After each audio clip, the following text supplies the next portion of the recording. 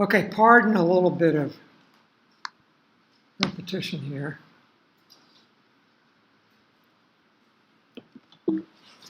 So we're going to pick up on where we were last week when we talked about the context of handcraft, industrial design, and digital making.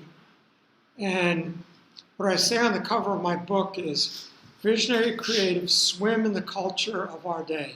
The things they create in art, design, science, technology, business. So we all recognize art as a creative field. And we can see how perhaps cubism is a recognition of the end of the fixed observer that we have with perspective, and the observer's in motion, the observed is in motion. Cubism picks that up.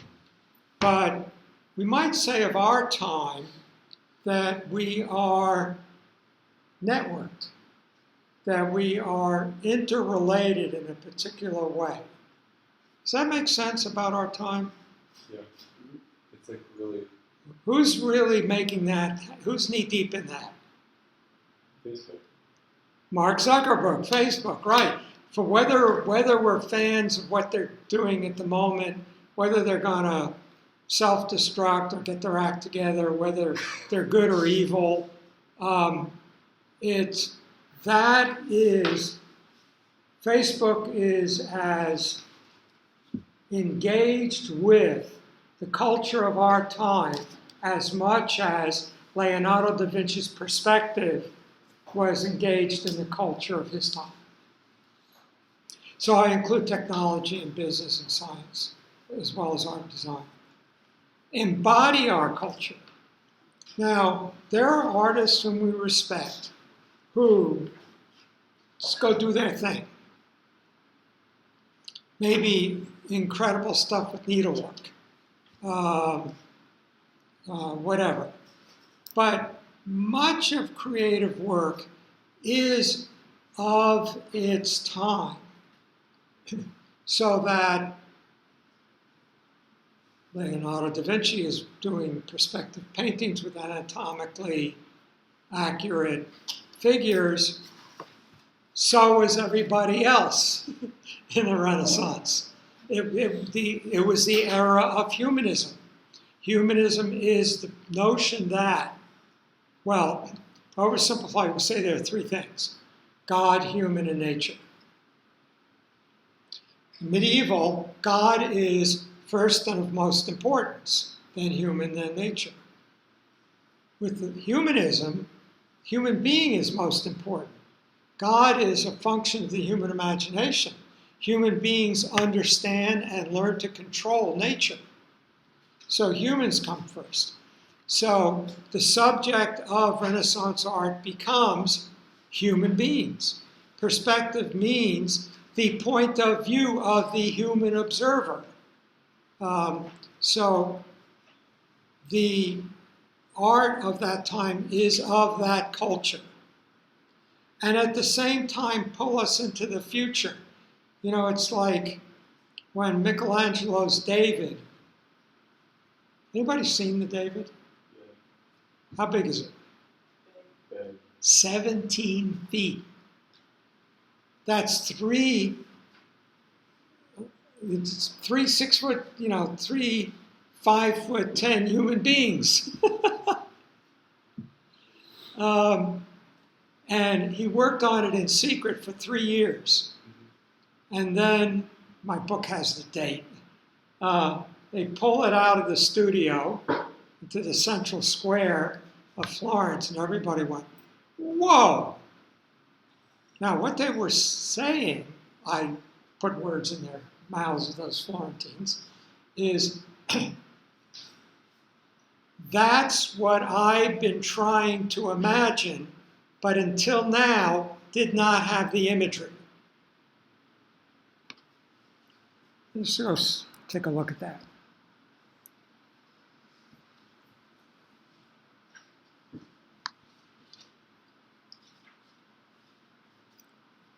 Let's go to Google, image.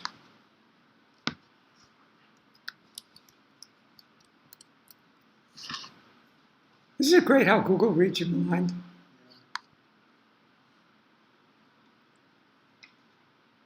Ah, where's a good one? Let's take that one.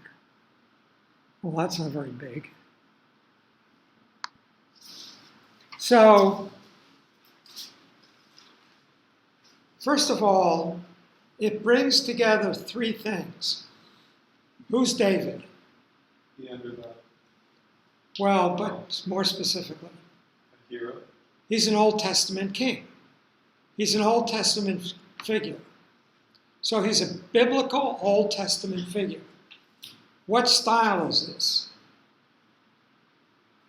Greek. So if we look at Greek sculpture,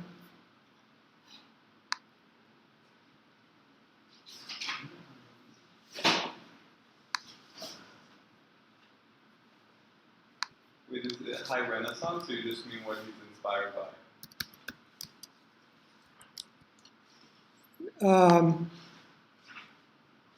the spear bearer. Where's the spear bearer?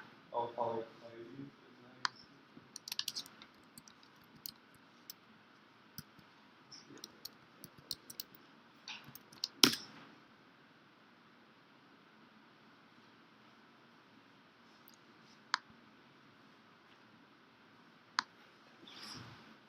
Pretty close. So he's tying back to Greece. Greece is a humanist culture,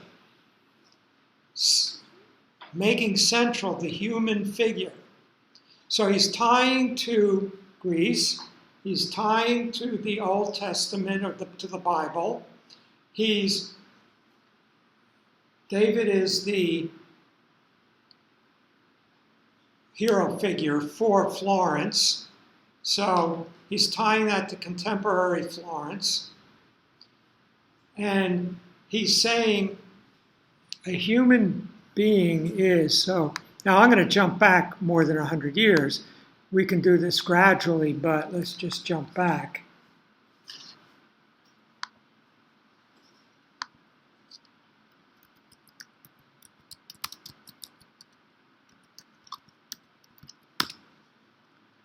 So this is medieval sculpture.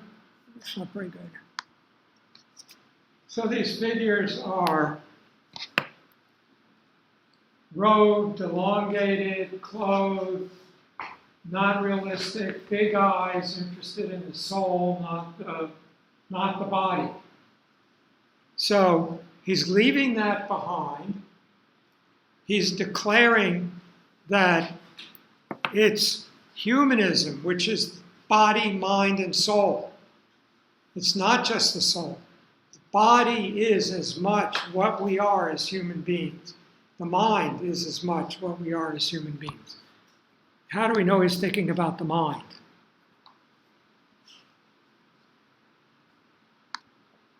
You look at those intense eyes. There's something going on inside there. He's thinking. He's getting ready for the confrontation with Goliath.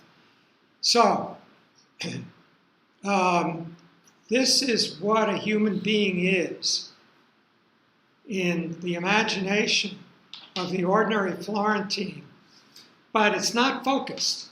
When they see that sculpture, that's it. It clicks. That's what I've been trying to imagine, but did not until now have the imagery.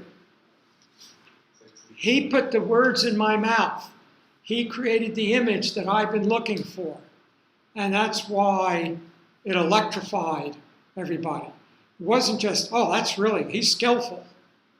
But he has captured the emerging version of who and what we are in a way that nobody else had been able to do. That made him an instant superhero. Sounds like Steve Jobs. Pardon? Sounds like Steve Jobs. Not really, but just the idea. Yeah. He doesn't care what the consumer. He's going to show them that they've never seen before. And then they're going to say, oh, that's what it is. And he was very much that kind of person. He was very reclusive, grumpy, just stayed in his studio.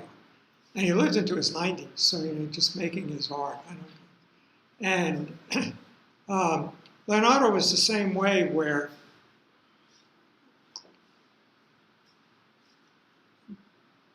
many of his works were never completed. You know, like his one that I refer to in my book.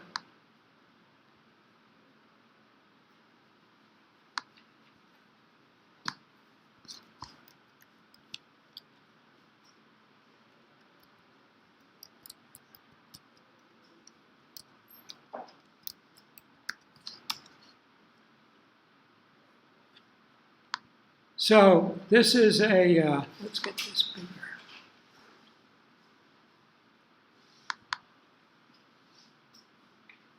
This is an adoration of the Magi. So the three kings are the three Magi. They've come here, they're camels. And I don't know, Jesus is there. Baby Jesus is there somewhere. I don't know. But in setting up this perspective, single point vanishing perspective, he became so enamored of the sketch that he didn't want to paint over it. And a client had paid him. He said, "Where's my painting?" He says, "Oh, I don't think you're going to get it." I think I'll keep it.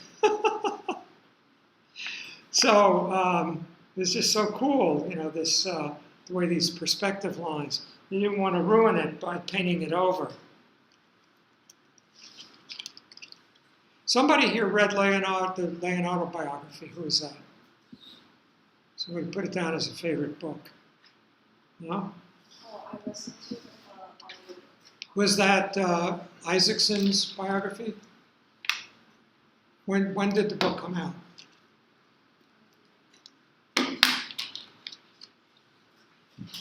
If it's Readson's, it's probably Walter Isaacson. It's a really terrific biography.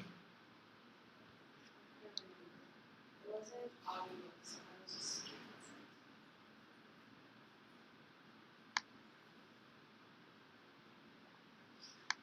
Okay, so again, if somebody wants to go in their room and do needlework,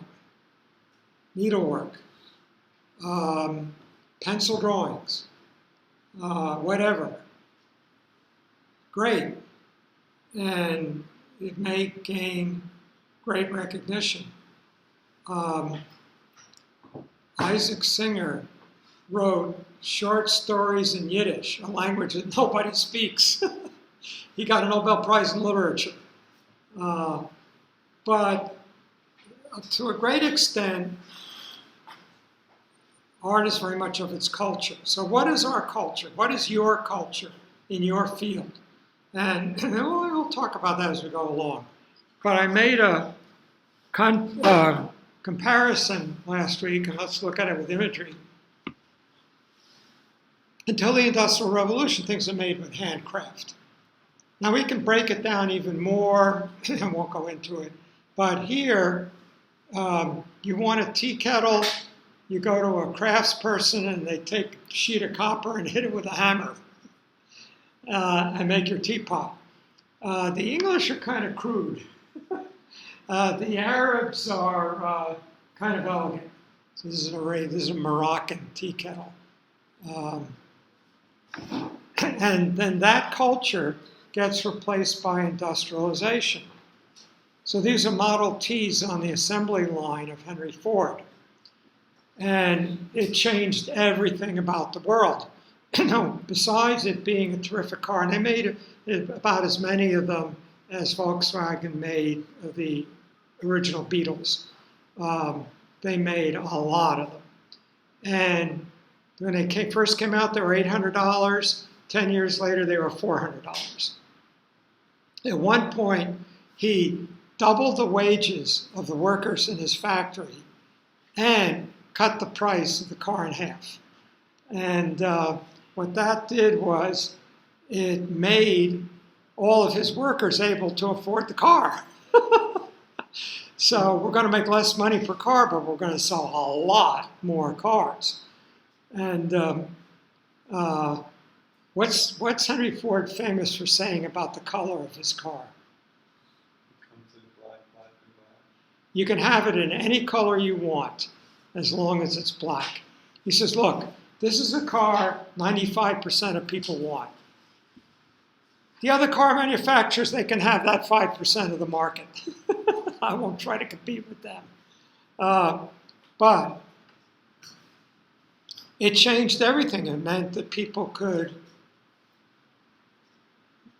not be stuck on the farm. They could get to town, buy stuff, sell their crops. These things were pickup trucks. Doctors had them so they could get to remote places, etc. But industrialization was rough. Now, most famously, he created the River Rouge plant. And this is a River Rouge plant. It's about 5 miles long. Iron ore, coal, cotton, rubber go in one end, automobiles come out the other. They did everything in this plant, the whole thing. And so it became incredibly efficient. We don't do it that way anymore. A BMW makes about 10% of the parts in a BMW. Everything is outsourced and they assemble it. On the other hand, Tesla makes everything. Anything that they can make, they 3D print it. Same thing with their rockets, SpaceX rockets. Now, what do we think about this Industrial Revolution? And in architecture, we look to William Morris and Frank Lloyd Wright. So William Morris was a cultural reformer. He saw those smokestacks we were looking at earlier and said, this is a horror story.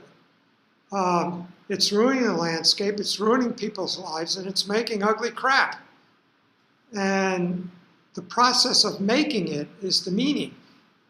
I'm going to exaggerate, but your whole life is screwing on the left leg as a chair as it goes by. Now, they didn't have the assembly line until Ford, but that's what you did it for. You put one piece on, and that you just kept putting that one piece on, which is why it's so easy to roboticize that now, and there are a lot less. So, a lot of factory work has disappeared, not because it's in China, but because it's automated. So General Motors makes a car, it takes 1/4 as many workers as it did in 1970. But anyway, he said it's bad stuff and a bad experience. So he introduced the arts and crafts movement. So here's William Morris. Here he is at his loom. He produced books. I had collected his books for a while. He had a press. His books looked like illuminated manuscripts. And so he's a socialist, social critic, artist, textile designer, writer, book designer, publisher. This is a chair he designed called Morris chair. My grandmother had a Morris chair.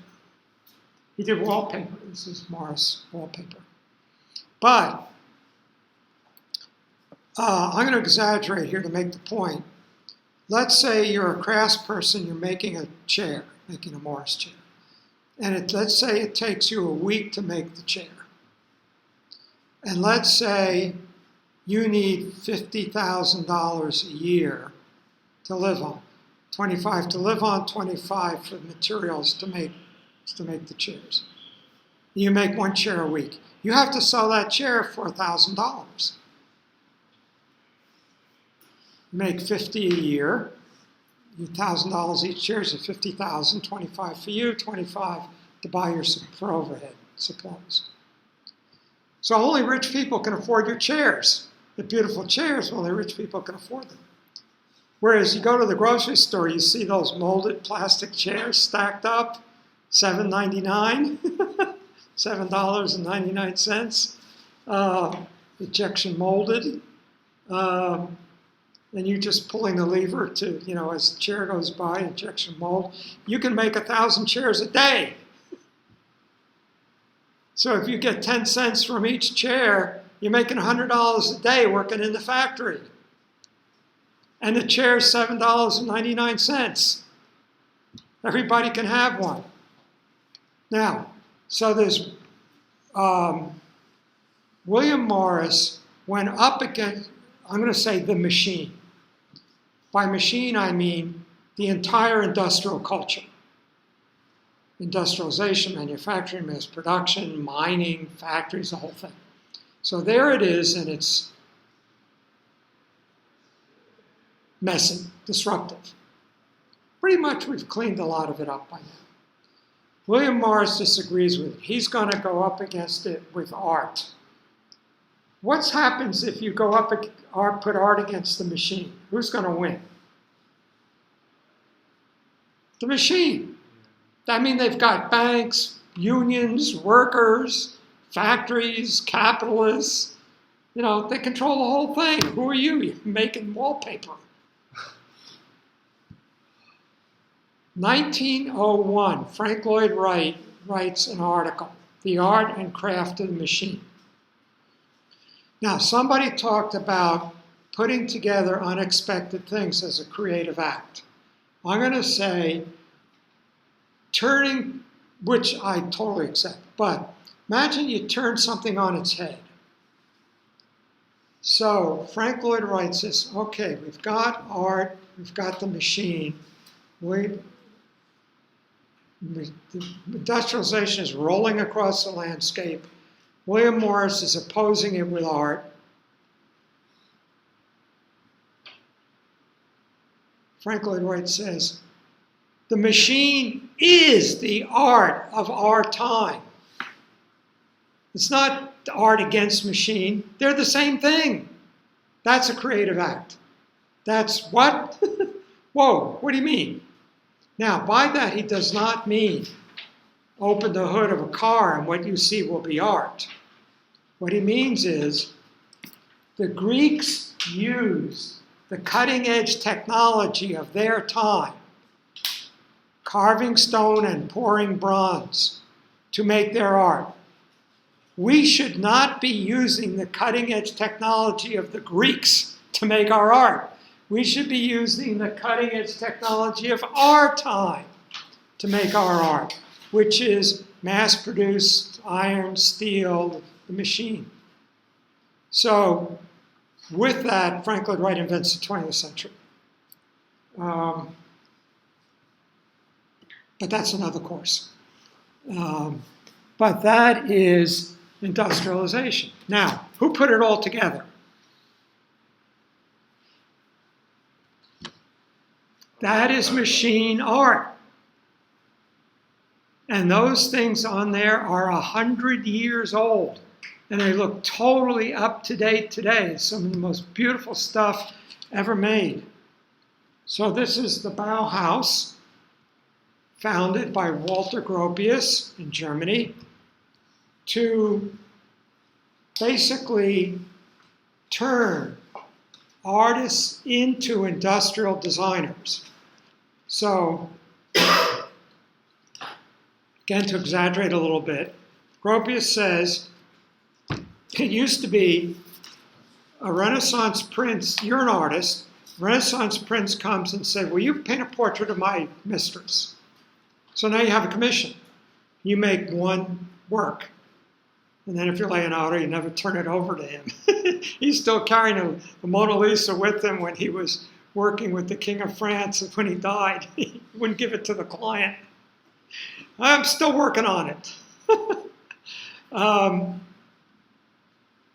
But now there are no more princes, no more demand for art, which is not true, there is.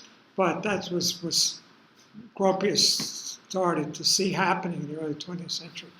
But there's all this industrial production, and it's making really crappy junk. What if instead of training you to be an artist to make one painting, we train you to be an industrial designer to design one of these things? It's incredibly beautiful. It's of our time. You have the satisfaction of making something beautiful, and you have, nobody buys it. It's a prototype. It's then mass produced. And you get a 10-cent royalty on every one as the designer. That's the philosophy of the iPhone. It's the high work of art of our time. cool thing about Bauhaus that I really love too is that they try to consider space and how to condense it. Like there's a stool I love called the Alto stool, and it's designed to be stackable. Yeah, and the way it's designed is that it'll fit. So I also like how it's puzzle pieces. It's for people's little apartments like we live today. Yeah, like the Eames is not different though. I really like Alto. You did a lot of interesting design. Yeah. Acquaintance of mine used to teach here. He and his wife collected that kind of stuff.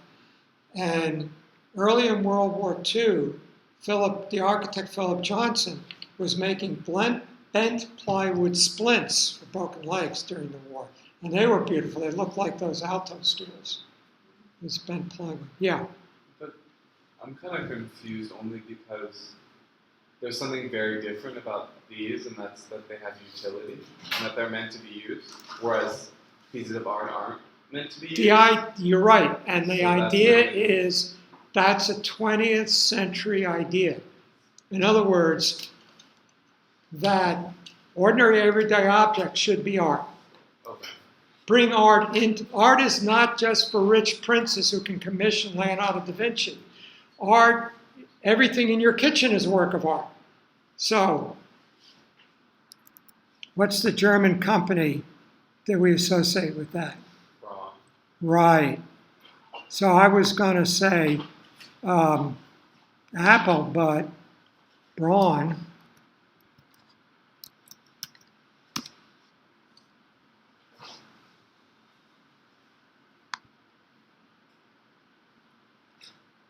Okay, what do we got here? Click the D to ROM. Click the second. Where am I? So if you move your mouse down, you see you just passed over it. Now up, you see the D to ROM. Oh, yeah, thank you. Click that. Those would be Okay, so these are old. So these are like a little portable radio as a clean. Now you say, is that art? Well, it doesn't have any curlicues on it. It's this very clean Bauhaus aesthetic. There's an amplifier. What's the ultimate turntable?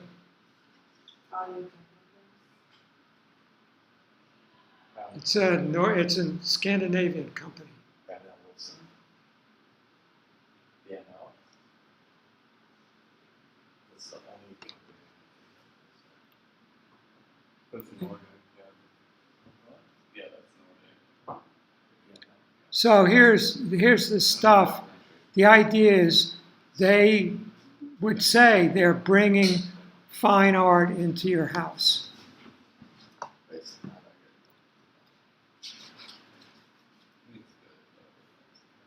try this.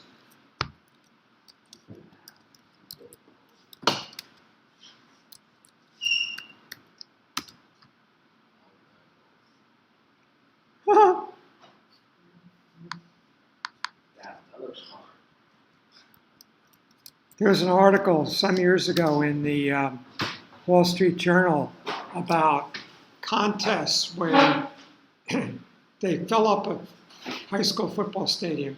You drive your car out into the center, and whoever registers the loudest on a decibel meter wins the contest. But you're disqualified if your car catches on fire.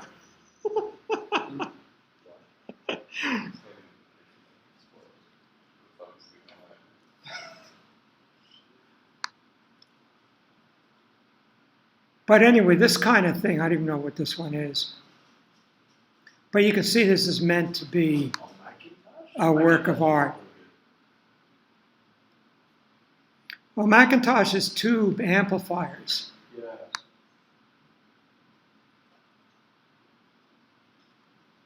Guy who teaches at Pratt has this equipment, and I just can't remember what the name of it is. But anyway, so back to our finish up here. Where was I? PowerPoint. Where's PowerPoint? There we go. Would you say that simultaneously, while it was saying, well, the notion is now that everyday utility objects can be artful and can be beautiful, that it was also saying now things that don't have utility, like things are less, they're not worth it for society or in the Well, we Western know society. that art is in more demand than ever. Yeah, that's what I mean. Like it's never gone away, so that's just why I'm just Well, Gropius thought it would, but obviously it didn't. okay.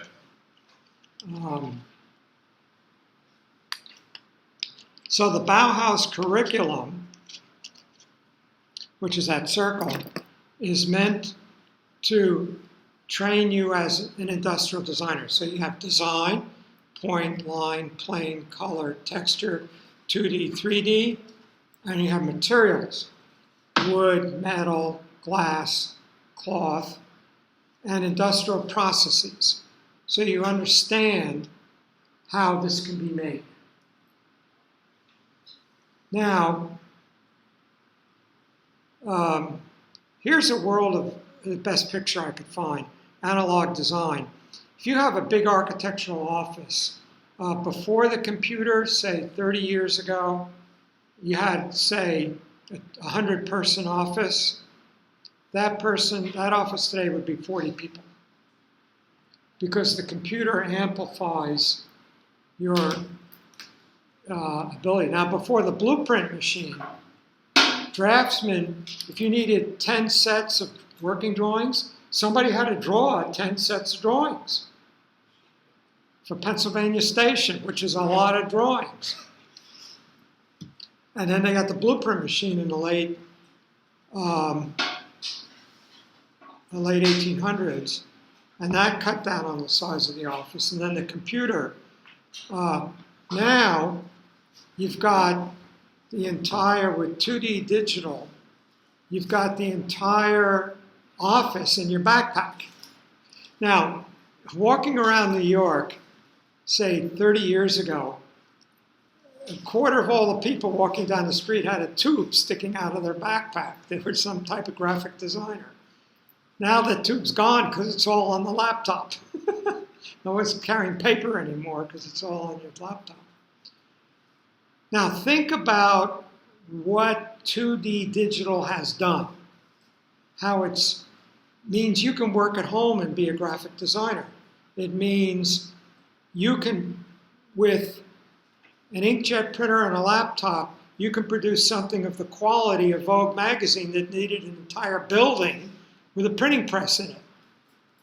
You can't make multiple copies, but when I was working in offices before computers, there was a room this big that was a blueprint room. They had blueprint machines, Xerox machines. Now everybody's got it at their desk. There's no blueprint room. Everybody's a blueprint room. If you've got a $60 inkjet printer. So think about it, what 2D digital has done to the design industry, to people's lives.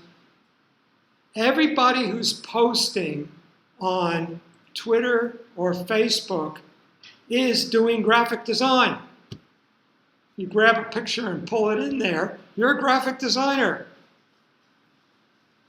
Now the point is, what is it going to mean when it goes 3D? So who here has output to a 3D printer? Boy, is Pratt behind. There's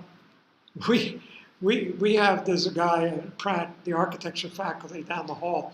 He's got a room about this size on the other end of this hall, where he's got a whole bunch of 3D printers making 3D printers. His idea is every student should have a briefcase that's got a fold-out 3D printer in it. Now, these 3D printers, who does not know how a 3D printer works? Everybody knows how it works.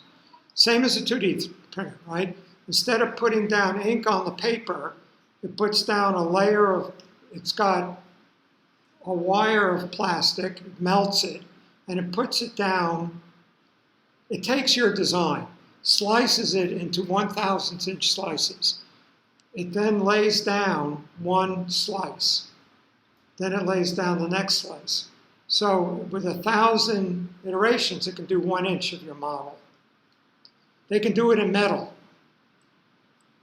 What they do is they put down pellets or powder of metal, like titanium, hit it with lasers and melt it into the solid part. And suppose BMW uses a lot of them for their fuel injectors. Suppose you have a fuel injector where there's a metal like this and inside is like this. How would you make that? You know, you could take two pieces and weld them. Well, how do you get in there to clean the weld? You can 3D print it. You can make anything you want of any configuration out of metal. Now, today, like this thing here, if let's just say that's part of an outboard motor for a boat, and you need 1,000 of them, you would not 3D print that. You would 3D print one, and then cast it, make a mold, and pour metal into the mold. But if you just need a few of them, you can 3D print them. So corporations are becoming digital. What does that mean? What does it mean that General Electric, built the largest industrial company, bills itself as a digital industrial company? What gets changed? And I showed you a little Neil Gershenfeld. I think I'll skip showing it again. But his idea is he has what he calls a fab lab. So the 3D printer is just one part. He's got the laser cutters and routers. And what he does is he says, if you can fabricate, 3D print, but other processes as well, anything you need, it changes everything. You don't need supply chains, you don't need factories, you don't need a whole bunch of stuff. So how does that change everything the way 2D did? And every one of your fields. How many people are in fashion? Okay, anybody here in fashion? Fashion is 3D printing stuff. So it's not just how will the technique change of making something, but how does it change how society is organized? So those are contexts for creativity. And as we enter this 3D digital world, digital industrial world, what does it mean? Even if we're making paintings, what does it mean that this is the world in which we're making our stuff? So, any questions or thoughts? Let's take 15 minutes till 5 after 7, and then we'll do one more thing. So let's take a break. Everybody signed in?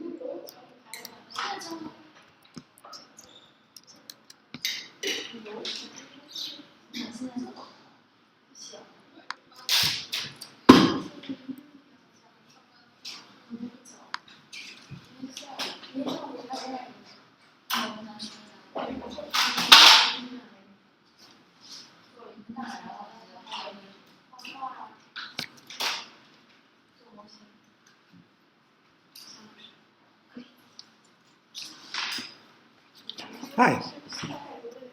Thank you. Thank you. Oh, does everybody want to give me your, what is creativity? I'm probably gonna be like 20 minutes earlier because I have like a meeting. So. Okay. Thanks.